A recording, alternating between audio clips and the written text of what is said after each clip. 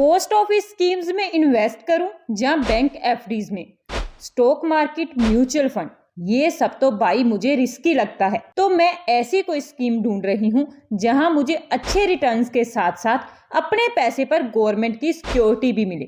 तो चलिए आज इस वीडियो में पोस्ट ऑफिस की सारी स्कीम्स को गवर्नमेंट बैंक एफडीज के साथ कंपेयर करके देखते हैं कि किस स्कीम में सबसे ज्यादा इंटरेस्ट मिल रहा है। इस वीडियो का एक एक पॉइंट इंपॉर्टेंट है, तो अंत तक बने रहें। तो देखिए, जब भी आप पोस्ट ऑफिस की किसी स्कीम में इन्वेस्ट करने का सोचते हैं तो आपके सामने ये सारे ऑप्शंस आएंगे।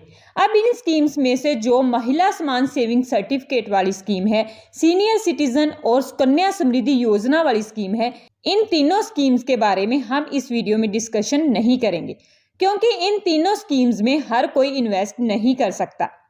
महिला समान सेविंग सर्टिफिकेट्स में केवल महिलाएं इन्वेस्ट कर सकती हैं। सीनियर सिटीजन में केवल बुजुर्ग जो 60 से ऊपर हैं वो इन्वेस्ट कर सकते हैं, और सुकन्या समृद्धि योजना केवल गर्ल चाइल्ड के लिए है। अब बाकी की बची स्कीम्स में से जिनमें सबसे ज्यादा ब्याज मिलेगा वो है एनएससी, जिसमें आपको 7.7% तक का इंटरेस्ट रेट मिलेगा। दूसरी है किसान विकास पत्र, इसमें आपको 7.5% तक का इंटरेस्ट रेट मिलेगा।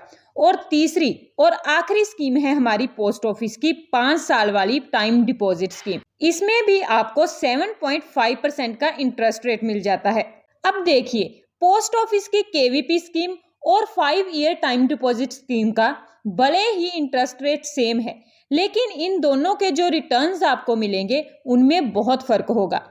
कारण ये है कि ये जो 5 ईयर टाइम डिपॉजिट स्कीम है, इसमें आपको कंपाउंडिंग का इफेक्ट उतना देखने को नहीं मिलेगा जितना केवीपी स्कीम में काम करता है।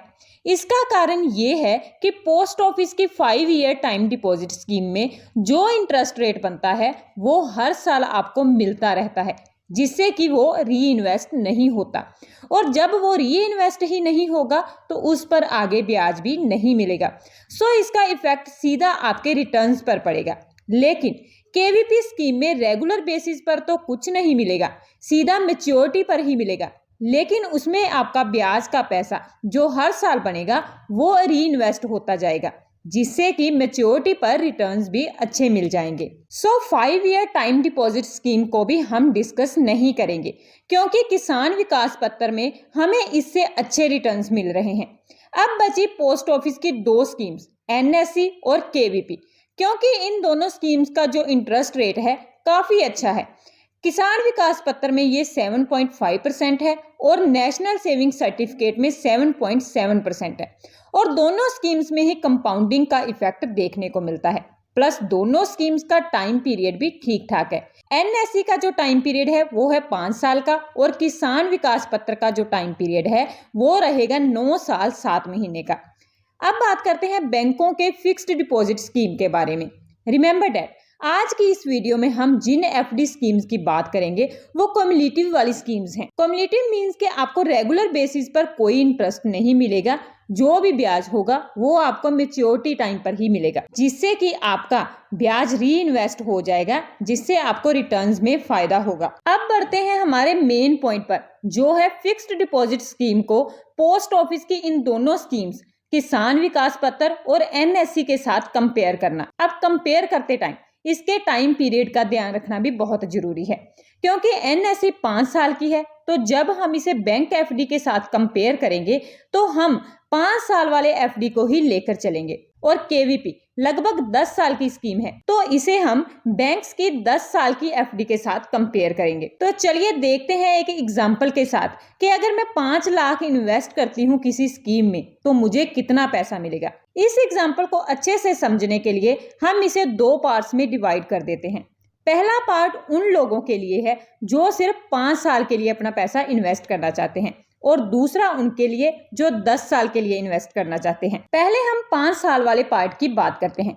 तो मान लीजिए आपने 5 लाख रुपए एनएससी में इन्वेस्ट किए, तो 7.7% के इंटरेस्ट रेट के हिसाब से 5 साल बाद मैच्योरिटी पर आपको जो अमाउंट मिलेगी वो होगी 7,24,517 रुपए, यानी कि जो ब्याज आप कमाएंगे वो होगा 2,24,517 रुपए के लगभग। अब आप इस 5 लाख को अगर किसी गवर्नमेंट बैंक के 5 साल की एफडी में इन्वेस्ट करते हैं तो आपकी जानकारी के लिए मैं बता दूं कि आपको लगभग 6.5% तक का इंटरेस्ट रेट सभी गवर्नमेंट बैंक्स में देखने को मिलेगा। इस हिसाब से 6,90,209 रुपए का मैच्योरिटी अमाउंट आपको मिलेगा। तो जहां कंपेयर करें तो एनएससी में हमें ज्यादा फायदा है as compare to bank FD. अब बात करते हैं दूसरे पार्ट की, जिसमें अगर कोई व्यक्ति 10 साल के लिए इन्वेस्ट करता है तो केवीपी में 5 लाख रुपए जमा करवाने पर 7.5% के हिसाब से 10 साल बाद हमें मैच्योरिटी पर 10 लाख रुपए मिलेंगे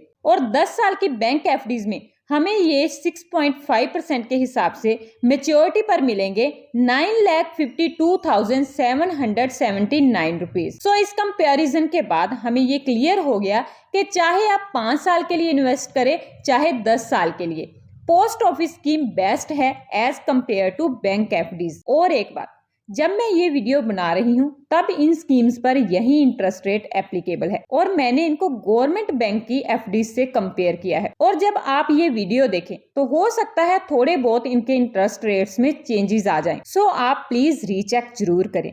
थैंक यू।